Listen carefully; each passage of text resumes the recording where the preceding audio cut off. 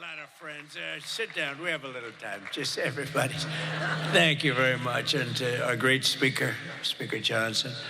And hello to the men and women of one of the most consequential Republican majorities in history. It's not a big majority, but it's just about the most consequential. The job you've done is incredible. And they are members that are warriors and really people that are for the American people, and that's why you're doing well, and I think that's why we're going to continue to do well. We're fighting a little tradition, you know, historically the person that wins, Democrat or Republican, wins the presidency. For whatever reason, it doesn't work out, but we've done a lot. I don't know, I think we had the best first year of any president ever, and that includes you. You came along with me, and you made it happen. So with your help and hard work, we're making America great again, and we're doing it much faster than we thought, and it's better, stronger, and our country is doing really well. I mean, at a level that nobody thought. We took a little excursion because we felt we had to do that to get rid of some evil, and I think you'll see it's going to be a short-term excursion. How good is our military, right? Amazing. How good? Short term. Short term. Thank you. They're great. You know, we all together, in my first term, we rebuilt our military. And I didn't know I'd be using it so much in the second term, but we have a military like no other. It's not even close. But I especially want to recognize the rest of our amazing House Republican leadership team and so many of my friends that are congressmen, some senators. We have some great people in this room, but including Majority Leader, a real brave guy, because I know the real story. I was there that night with him in the hospital when he was given a very small chance of living by a doctor who was very good, by a wife who was desperately in love with him. She cried so much. Because I've seen the other two. I've seen guys at the end of the line, the wives aren't exactly shaken up.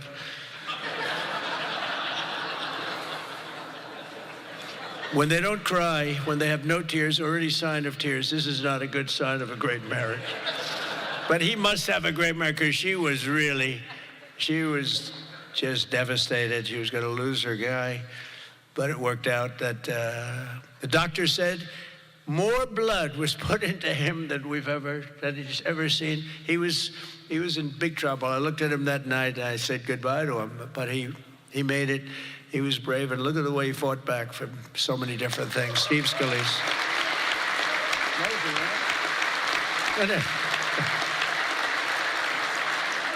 And we have another one, Tom Emmer, who I really got to know over the last few years, and I'll tell you, he's a winner. He's a champion with another great wife. We got good wives up in there. Let's say great wife, fine husband.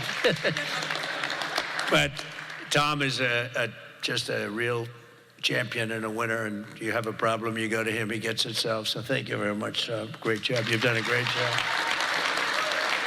And our conference chairwoman is Lisa McLean, and we all know Lisa. Don't get on her wrong side. It can be a very, very bad experience. Thank you very much. Great job, Lisa. Great job. And a very special thanks. You know, you broke a record. This is over 20 million.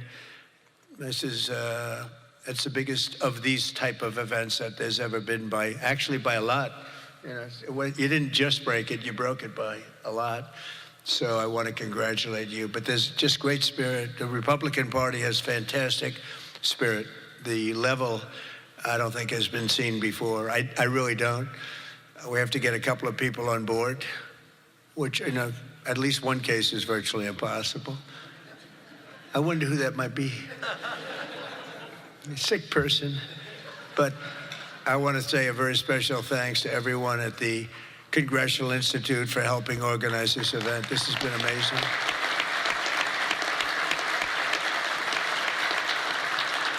And over the past 9 days, we've been reminded of how vital our Republican majorities are.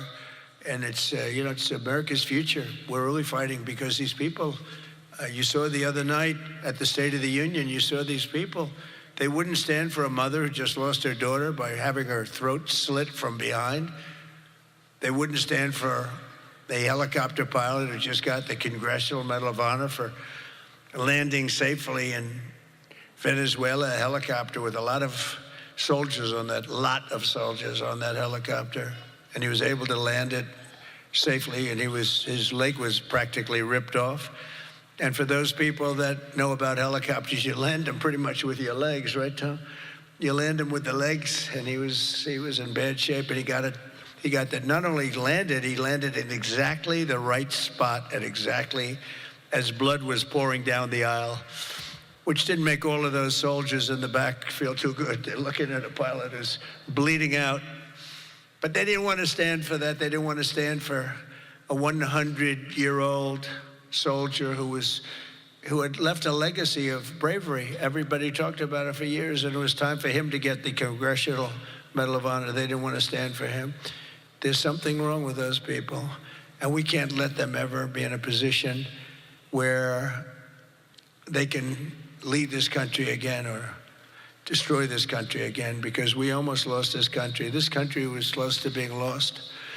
The representatives in this room provided the pivotal votes in securing a record $1 trillion for the United States military this year, and now the world is witnessing the importance of that investment with one of the most complex and stunning operations ever conducted, and that's Operation Epic Fury. That's a great name, isn't it? Epic Fury.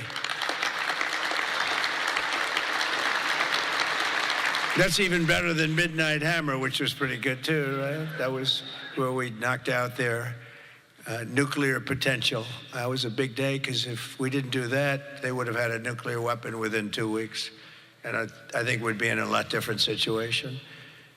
And then you had, of course, what they did in Venezuela, how that was just so far so good. We've done a real job. We've got all good ones. If you go back and you look at Afghanistan with Biden, one of the worst, I think the most embarrassing moment in the history of our country. If you look at what happened with Jimmy Carter, also with Iran, but if you look at what happened with the helicopters and the hostages, it cost them the election. It was what a mess. The world respects us right now more than they have ever respected us before.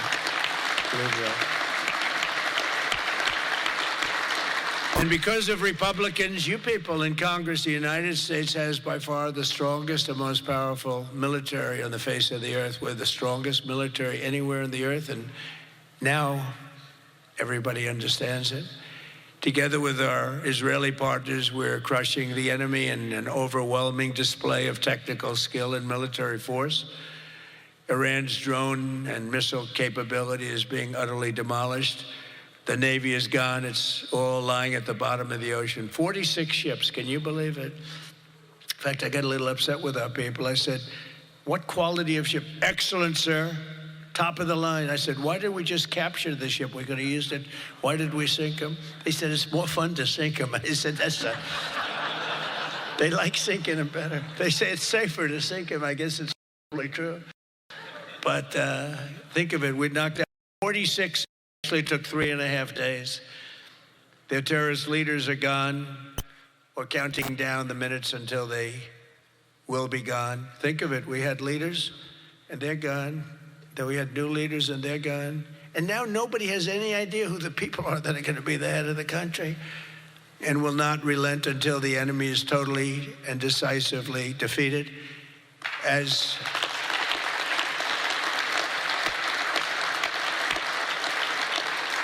And remember, Iran did so many bad things. They were really, if you look at Soleimani, who was taken out, as you know that, but you know who.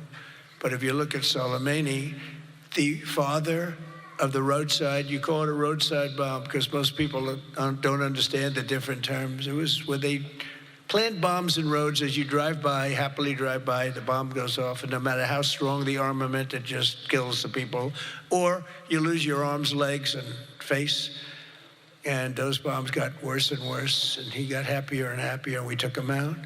That was a big thing because he was the head. It might have been a much different story. They may have been much more capable than they are had he lived, because he was capable. He was vicious, violent, and capable. But we got rid of him first term. And we did so many things. I mean, we've done So many things, but as you know, on Saturday I traveled to Dover Air Force Base to be with the families of 6 fallen warriors as they returned to American soil. And I know that everyone in this room joins me in sending our prayers and eternal gratitude to the families of those great heroes. Those families are incredible families, devastating to be. Hardest thing to do, you know, I've done it a lot. The hardest thing to do is to go to Dover, because Dover is where, for the most part, a lot of the fallen, the warriors, the great young people that have died in war, they seem to mostly go to Dover. They come home to Dover. Dover does a great job of handling things. They have men assigned to the family. They have men and women that are incredible, assigned to the families. It's a beautiful thing, but it's also a very sad thing. But they all said one thing to me: make sure you win, sir. Make sure you win. They weren't playing games. They want to make sure. They said it. Everybody said it. They were separate, but everybody said the same thing: make sure you win. We will. We've already won in many ways, but we haven't won enough. We go forward more determined than ever to achieve ultimate victory that will end this long-running danger once and for all. 47 years, it should have been done a long time ago. The world would have been a different place had some president had the courage to go and do it. They should have done it many, many times. They had many opportunities. The United States of America is the greatest and most exceptional nation in human history, and will not be threatened by evil terrorists and lunatics any longer. We just can't do that. And, you know, when I always talk about how great our nation is, I don't know, I don't consider our nation very great for 4 years under Biden. We were a laughingstock all over the world. We were a laughingstock. So, you know, I say great, great, great, but I don't know, when you look at what happened with so many different things, the open border, 25 million people, many of them very bad people pouring into our country with open borders that just said, come on in, makes no difference. They emptied their jails into our country. 11,888 murders, 50% of which murdered more than one person. The drug dealers came in, the mentally insane came in, they emptied their mental institutions, they emptied their insane asylum. That's a step above a mental institution. They emptied them all right into our country. And we've done a great job of doing what we've done. Think of it, we have the lowest crime rate that we've ever had. We have the lowest murder rate in 125 years. And we're saddled with all of the problems of the criminals that were let in. You know, look, they're smart people. I know the people that run those countries, every one of them. And they're all streetwise, very smart. And I would do exactly the same thing. They emptied their jails into our country. I said that was going to happen when I heard that they were having open borders. I didn't believe that they were going to have it. When I realized that they actually were going to have open borders, I said, we're going to have every person in jail. We're going to have every drug dealer. We're going to have all these countries all over the world. The Congo, they emptied their jails all the way from the Congo to all parts of South America, Asia. They sent in their people in jail, murderers. Some of the worst people on earth got sent into our country. And I'll tell you what, ICE is unbelievable, what they have to put up with and how tough they have to be. That goes for Border Patrol, and it goes for law enforcement, our law enforcement people. But sadly, even as our service members are fighting bravely to protect America abroad, the Democrat minority in Congress is deliberately sabotaging our national security at home. And you're going through it right now, fellas. I mean, you're going through, it's not even believable. You know, we should be very safe right now, especially when we're attacking somebody that's evil, bad intention. But last week, 53 House Democrats voted against a resolution affirming that Iran remains the world's #1 state sponsor of terror. Who the hell would do that? I mean, almost every act, whether it's Hamas or Hezbollah, no matter what, you take a look, it's Iran or Iran sponsored. And even more outrageously, as we speak, Democrats have shut down the Department of Homeland Security. They've got it shut down. Do you believe it? Right now.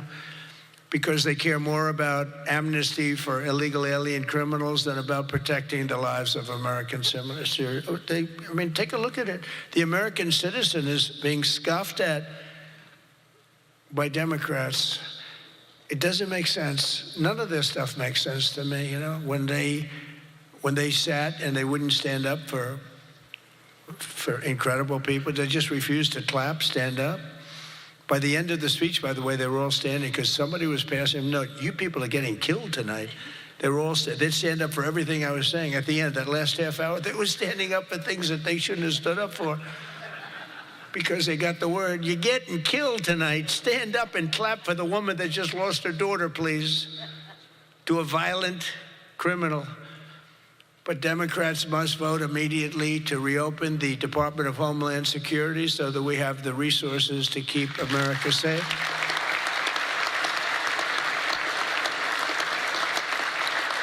And under our pro-America, pro-worker, pro-family agenda, our country is winning again and America is respected again. And I think we have a country that's as hot as it's ever been, ever before, maybe hotter. And I say it all the time. The king of Saudi Arabia said it to me better than anybody could say it. He said, you know, I get along with him very well, very smart person. He said, you know, a year and a half ago, your country was dead, absolutely dead. We never thought it was coming back. And now you have the hottest country anywhere in the world. It's true. We're the hottest country anywhere in the world, by far. And that's before we showed off our military strength with Venezuela and now with Iran. You know, Iran was supposed to be this big, powerful country. We wrapped the hell out of them. And, you know, I don't know when they cry uncle, but they should have cried it 2 days ago, right? But they don't have anything left. In our country, inflation is plummeting. Incomes are rising. The economy is surging. Our border is the most secure at any time in American history. And the murder rate is the lowest in 125 years. That's before my father was born. My father was born 6 years later than that. I don't know if he'd like me to say that. Never liked to talk about his age. He said, don't talk about that. But think about 125 years ago, 1900, the year 1900, the stock market has set 53 all-time record highs since the election, and it's going to go a lot higher as soon as we get rid of this stuff that we're doing right now, that we really had no choice. I mean, I think I asked people, I said, would you rather do this or would you rather go along nice and smoothly, but eventually have a catastrophe the likes of which perhaps the world has never seen? And just about everybody says, except for lunatics, said, no, you had to get it done. Should have been done a long time ago. The average 401k is up almost $35,000. Think of that. It's at the best they've ever done. And I think you're going to see some real numbers when this gets, because this was always a dark cloud hanging over not only Israel, which was going to get wiped out. You know, if we didn't do that B-2 attack, Israel would have been wiped out. They would have had a nuclear weapon within 2 weeks after that. And even now, I think they were looking to take over the Middle East, because when you look, and we have pretty good proof, all of those missiles that were so stupidly aimed at Qatar, Saudi Arabia, UAE, they were all aimed, and others, at countries that were sort of like, leave us alone. They were all right. They were sort of neutral, but they weren't doing it. All of a sudden, they're getting hit with missiles. And they could have gone one of two ways. They could have gone toward their side, like we're with you, or they could have gone with our side. And they really went with our side, and they've helped us, and they've been a big force. But they got hit. But they were going to be hit with us. Had we not done the B-2 raid, and if we not done this one where we said, nope, it's time to go in, we have to go in, have no choice. Number one, if we didn't go in, they would have come in after us, because I see the Democrats trying to justify it, and they're failing because the voter on the street is saying, you got to be kidding. But I see where they're going, where they're always saying, no, there was no reason. Well, I'll give you the best reason of all. Within a week, if they were going to attack us, 100%. They were ready. They had all these missiles, far more than anyone thought, and they were going to attack us. But they were going to attack all of the Middle East and Israel, and if they had a nuclear weapon, they would have used it on Israel. And this was going to be a major attack. And they had all of those missile sites and all those launchers that we got rid of, about 80% of them right now, by the way. Got rid of most of the, see, it's died down to a trickle. There are very few launchers left. What our military has done is amazing. They wiped out almost 20%, maybe 22, 23%, but the rest are going very quickly. And the missiles have been largely knocked out. The drones have been knocked down, and we're hitting where they make the drones. We know them all, and we're knocking the hell out of that now where they manufacture the drones. A lot of work, a lot of brilliant work, but we're going to have a much safer world as soon as it's finished, and it's going to be finished pretty quickly. With the help of our House Republican majority, we passed the largest tax cuts in American history, and we have to be talking about it. And with the great, big, beautiful bill, we delivered no tax on tips, no tax on overtime, and no tax on Social Security for our great seniors. And we did something else which is great that nobody ever talks about, Tom, and we have to talk about it. We made interest on auto loans fully deductible. That's never happened. We've never had that. You know, rich people always get deductions, but middle-income people, people that have to struggle a little bit, never did. But now they can deduct the interest paid against their taxes. We have one little proviso, and I put this on, it's very important, only if the car is made in America, all right? That's gonna have a huge impact. That's gonna have a huge impact. We passed the Trump accounts to give every child in America a head start on the American dream, and that's so good. It was, I'll tell you, the Dell family, Dell computer, put up $6,250 million. Think of it. He started with very little, nothing, very, very little. Started making computers on his bed, and he said, yeah, people started liking them better than the ones from the store. And he never stopped. And he can write a check for $6,250 million. He said, and his incredible wife, Susan, they said it's the best thing they've ever done. He's so proud. He's going to do it again. Going to do more. And we have a lot of other people. A lot of very rich people are doing it. A lot of people that aren't so rich are doing it. They're doing it for their kids, but it's turning out. So a young child turns 18 or 21, and all of a sudden they have $100,000 in the bank. What a difference that is between having that and having nothing. And it could be more than that. It could be a lot more depending on what happens with the world. And we passed 100% expensing and bonus depreciation on all new equipment, factory construction and investments, and that's what made our first term. We had the greatest economy in the history of our country in the first term. And this one's going to blow it away. Again, we had a little pause, but it's not a very big pause. With your help, we also passed the largest regulation cuts in American history, ending the Green New Scam, one of the greatest scams in history, and massively increasing production of American oil, natural gas, and clean, beautiful coal. We brought coal back.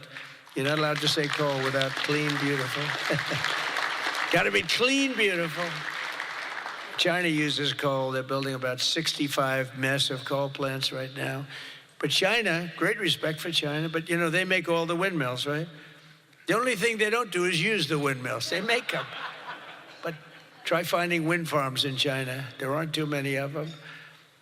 In my State of the Union address, I laid out an ambitious agenda that should be our roadmap this year, and it's starting with lowering the cost of living. You know, they gave us a mess. We inherited a mess, an absolute mess. And the mess was many things. They were bad with our military. They were bad with everything. I mean, I said, name one thing that they did right. They can't name one thing. But they also gave us very high prices. And then they said the word affordability. That's the first time I ever heard it. They said affordability. My first day in office, they said affordability. They're the ones that caused the problem, but we're really bringing down prices big. Do you notice you don't hear that word anymore, Mike? They don't say it anymore because we've brought down prices so much. So our message is simple. Democrats created the high prices, and our policies are totally ending them, and they're ended, and we're doing better. We're even bringing them down further. They'll be way down, and we're bringing, you know, if you go back into the last period, I would say, I think it's 2.5 months, 1.7% inflation. 3 months, 1.45% inflation. Think of that. Whereas they had the highest inflation in the history, the single highest inflation in the history of our country. Now, you know, I always say this. They say 48 years because I don't want the fake news to get me on this. They say it wasn't history, it was 48 years. that the inflation was the highest in 48 years. But I don't know, in some ways, 48 years sounds even worse because it's very specific. Yeah. But they had the highest inflation probably in history, but in 48 years, we inherited that. One of the first targets must be the crushing healthcare. We have to crush and take over the healthcare situation, which we can do. For the first time, we can do it since the passage of the Unaffordable Care Act. Big insurance companies have gotten rich. They've made money like practically no other companies have made, with our government giving them hundreds of billions of dollars, and their stock prices soaring to up to 1,700%, 1,000%, 1,200%, 1,600%, and even 1,700%. The government gave them essentially trillions of dollars. And I want that money to be paid to the person, not to the insurance company, and let them go out and buy their own health care. And people love it. People love it. You'll get better health care at a much lower cost, and they'll be sort of part of the system. But the money we spend is so much. We spend numbers that nobody could even believe. But the healthcare companies, because the Democrats are owned by the insurance companies, remember that. And so they have a problem. That's why it's hard to get it fixed, because they are totally owned and controlled by the healthcare, by the insurance companies. Healthcare insurance, but the insurance companies themselves. So when you want to do something that's good for the people but bad for the insurance companies, it's very, very hard for them to go in a different way. Now, Republicans never do that kind of thing, right? You're owned by nobody, right? Nobody. See, a young girl up here say yes. Some of them are a little bit shaky, but they're Republicans. We love them. We love them anyway, right, Mike? But they are owned by those big, powerful insurance companies that are making a fortune, and it's hard to get them to do the right thing. They know what the right thing is. So we want the money to be paid directly to the people and let the people go out and buy their own health care. And people love it. They love it. We can own the issue. For the first time ever, Republicans can own that issue. I'm also asking you to take swift action to codify my most favored nation policy on drug prices, the biggest. That alone should win the midterms. We have, and I tell this story all the time, my first term, third year, I actually had a slight, it was 0.25% decline in drug prices. First time in 28 years. I was so proud. I went home, told our great first lady, who's now a movie star, I got the biggest, can you believe this? That movie was hot, and it is hot. She became a movie star. It was a good movie. But I went home and I said, you know, it's amazing. We do so well. We work so hard. This issue is the single biggest issue. Okay. I had a news conference, I'm embarrassed to say, a long time ago, my first term, third year, because I went up to a level that I did things that nobody's ever done. 28 years, I brought it down 0.25%. Now I brought it down 80%, 90%, 75%, depending the way it's driving the fake news crazy, because I say 400%, 500%, 600, depending on the way you want to talk about it, if you want to talk about pricing. But using a conservative number, what we've done is we paid the highest price for drugs anywhere in the world, and now we pay the lowest price for drugs anywhere in the world. We are tied for the lowest price. Whoever has the lowest price, that's what we pay. And I did that with tariffs. We had a disappointing decision, to put it mildly, from the Supreme Court. Terrible decision for the people, but the good news is I have lots of other ways of doing the same thing. I just have to work a little harder. They want me to work harder, but we're doing the same thing with a lot of work. But I used tariffs to get this because I went to other countries. The drug companies were not easy, but I got them. I said, we're not paying. We were paying for a pill $130 that in London and Germany and different places you'd pay $10. So we were paying 13 times more. They're paying $10, we're paying $130. And the drug companies, I called them in. We had a rough time, but it wasn't that bad. And they agreed because they knew that I couldn't get the countries. You had to get the countries to approve it. And I called up, and you've heard me say this a couple of times, not often, but I called the countries up. I called up France. I said, Emmanuel, you have to cut your good friends from America a reasonable deal. What's happening is you are paying a tiny fraction for drugs. No, Donald, I cannot do anything about that. I said, you can. He said, no, I will not do it. I will not do it. Because he'd have to raise his pill from $10 to $20 and maybe even $30. Ours would come down from $13 to $130 down to $20. Think of that, from $130. That's what you're going to get, from $130 to $20. But he has to double his price from $10, and they were the boss. I said, no, you will. No, Donald, I cannot do that. And I heard this from all the other countries, too, very elegant people. And they were saying, no, we cannot do this. We will not do this. I said, yes, you will, 100%. No, we will not. Because, they have to double up their prices. And I said, well, here's the story. If you don't do it, I'm going to put, in the case of Emmanuel, I said a 100% tariff on all wines and champagnes coming into the United States. No, Donald, you cannot do that. I said, I've already got the legislation. It's right in front of my desk. I'm going to sign it. Emmanuel, he said, Donald, I will agree to this. So he agreed. Everybody agreed. I got every country to agree. And now you've done something that no other president could have done. No, I don't want to brag. But, they've said this about a lot of things. No other president could do some of this shit I'm doing. No other president. The things I'm doing, nobody else was going to do it. They say it all the time, sir, could you do this? You're the only one can do it. But we got it done, and we got the countries to all go along. Because I said, if you don't do it, I'm going to raise your tariffs to 200%, to 150%, and that's 10 times more than I'm asking for. And every single one, if it took me 5 minutes, that was like a long time. I was doing badly with that one.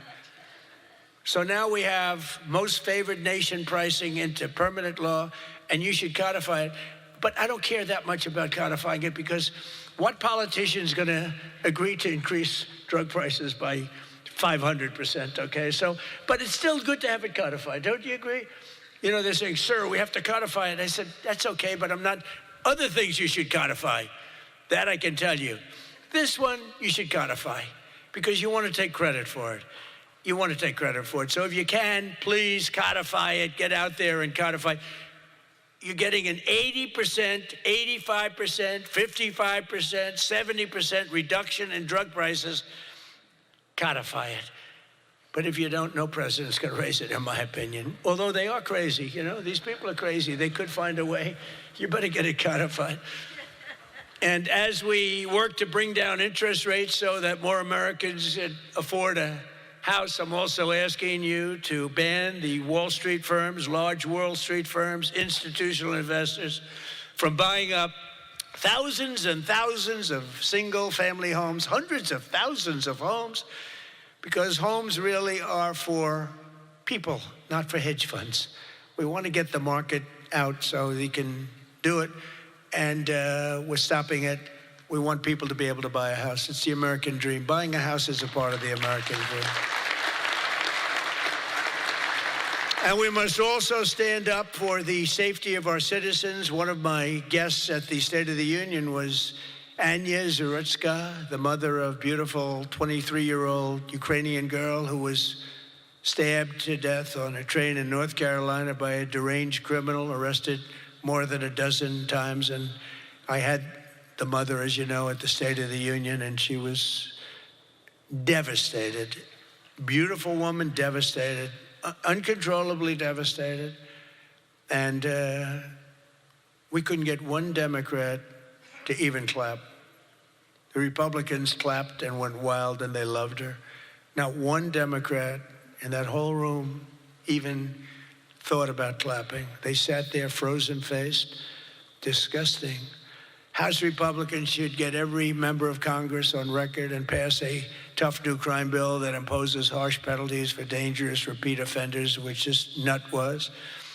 cracks down on rogue judges and prosecutors, and ends no cash bail once and for all. No cash bail is a big part.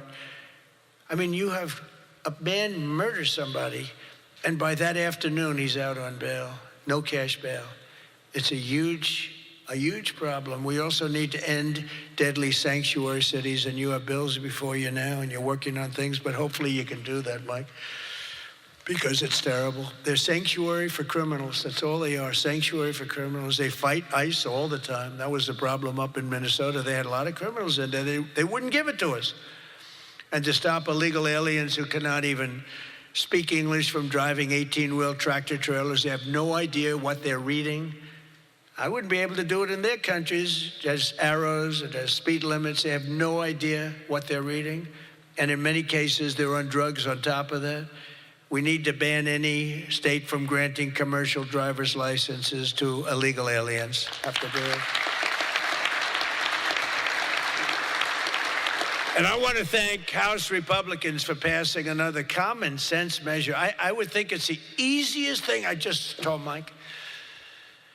You know, you were at $19 million. I have to say this because I've never contributed. I was a huge contributor for years and years. Once I became president, I never contributed any money because the greatest thing about being president is I no longer have to contribute. Nobody ever asked me for money. They asked me for my endorsement. I've endorsed just about everybody in the room. But keep winning, right? Yeah. 124-0 this Tuesday. 124 wins, no losses. Is that good? And there were some rebels. We endorsed a few rebels, right?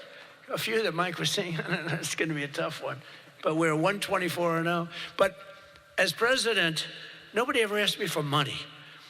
And as president, you know, like as president, you sort of don't make campaign contributions. So it doesn't even. But I heard you were at $19 million today. I said, has that ever been done? No, sir, it's a record, but 20 would sound better, right, Mike? Yes. He said, I'm going to give you $1 million. It's the first time I've done that. I never did it before. I never did it before.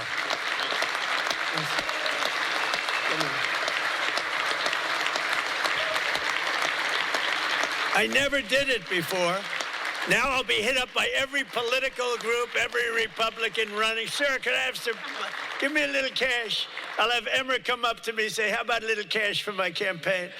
I will no longer have the excuse that as president, anyway, no, but we had to hit the 20, right? We had to hit the 20. That was a hell of a thing. You beat it by a lot. You beat the record, the previous record by a lot. But I want to thank House Republicans for passing another common sense measure. To me, the easiest of all, the Save America Act to protect our sacred American. Look at this.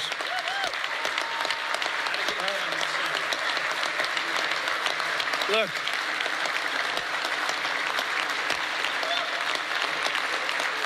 It's the easiest thing we have. I can't, it's the easiest thing we have.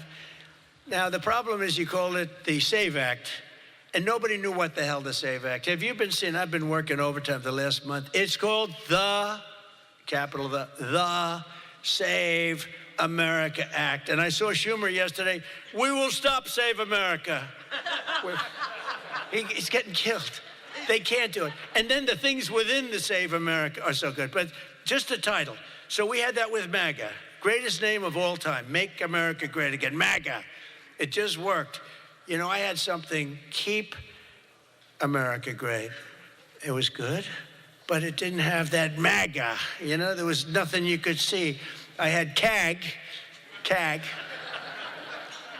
And CAG, I said, you know, no longer, that's not good.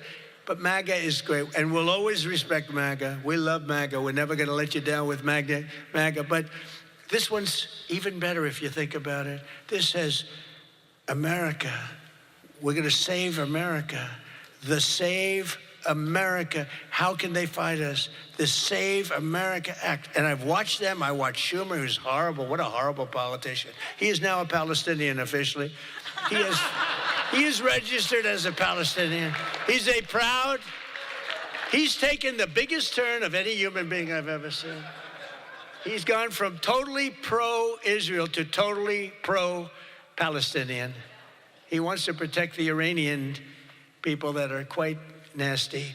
But it's very simple. All voters must show the act, voter ID. Ready? This is not complicated.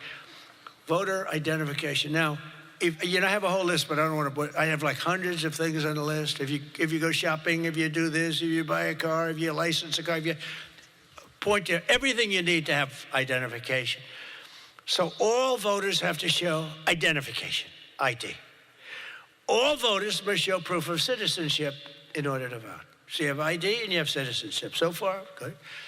No mail-in ballots except for illness, disability, military, or travel. Mail-in ballots are a disaster. Jimmy Carter, the best thing he ever did, he headed a commission after he was president.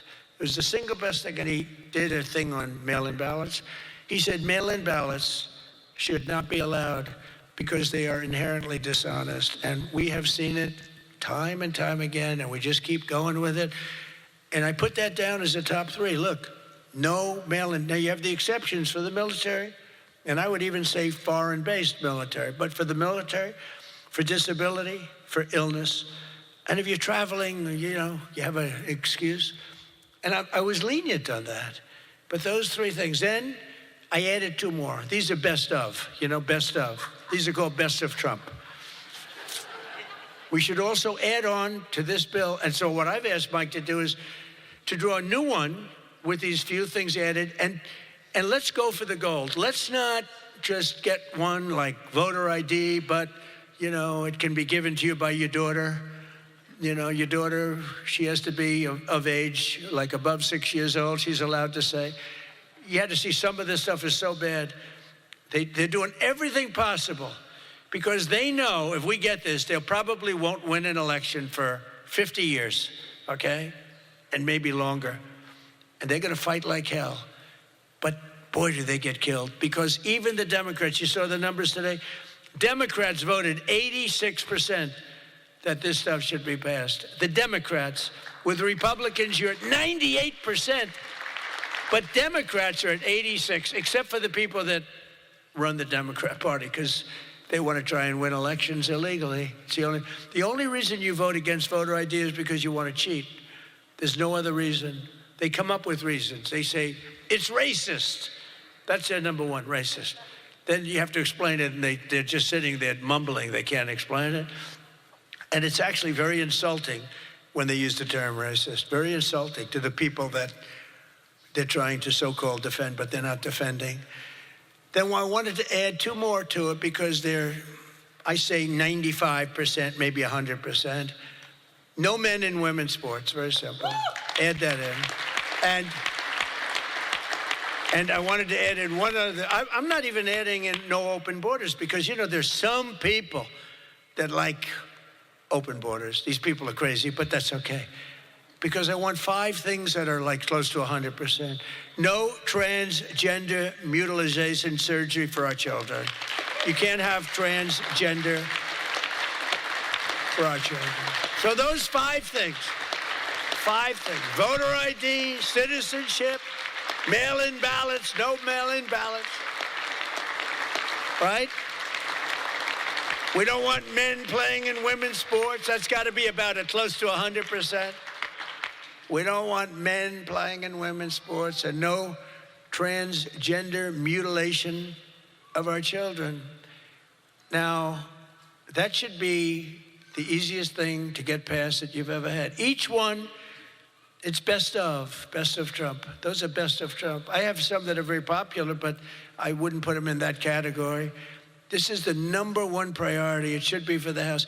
And I'd like to ask Tom, Steve, Mike, all of you, if you would, I'd like to have you go back and Lisa, hello, darling.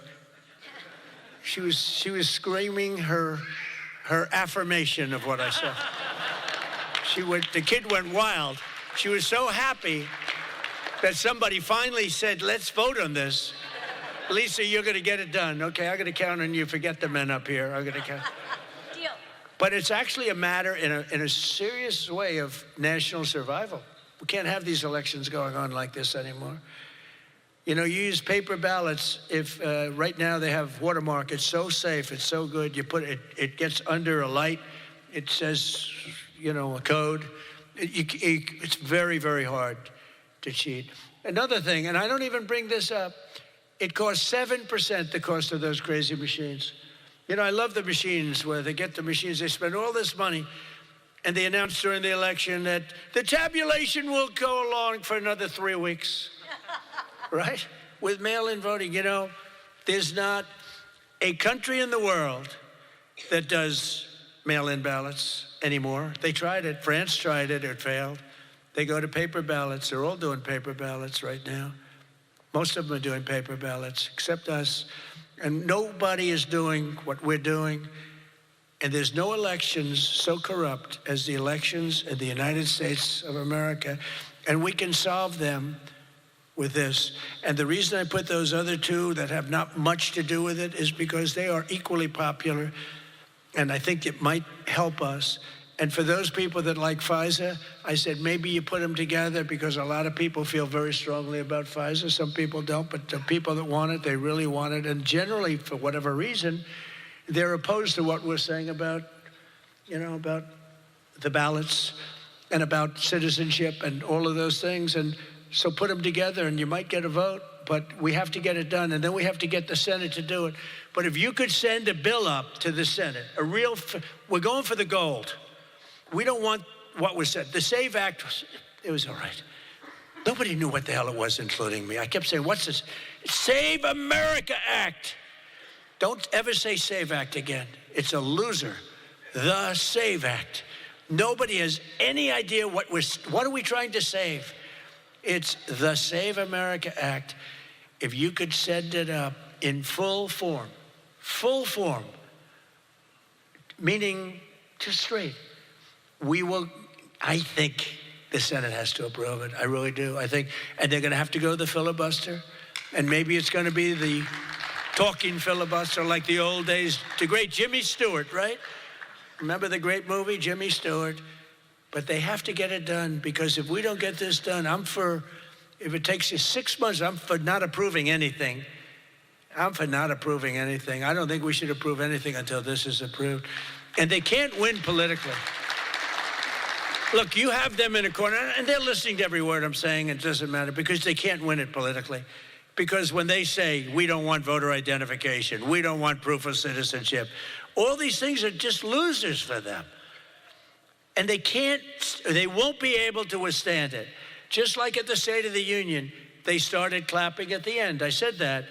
And the reason, because politically, you have to stand for these great people that were being.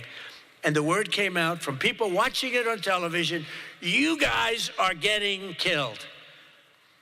And this is an even bigger example.